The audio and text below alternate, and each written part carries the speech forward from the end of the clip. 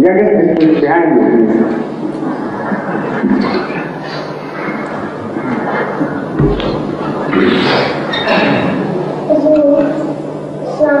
What is an Imam? What is? Iman? Imam. That is faith. If you have faith on something, that is called Iman. And Iman and not peace. You get these tense, otherwise you will lose sight of your, I will lose sight of you. Yes. You know, there are two types of knowledge or beliefs. One belief springs from observations.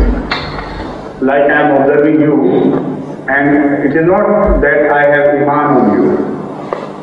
But if you tell me something which I have not observed myself directly, but I only believe that you are right, then that thing, if I believe, is called Iman.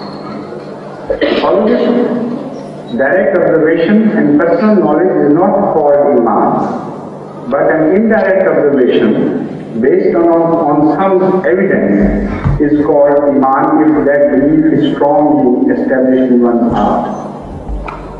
Right? Now the second boy, the older age, yes, you with the cap on.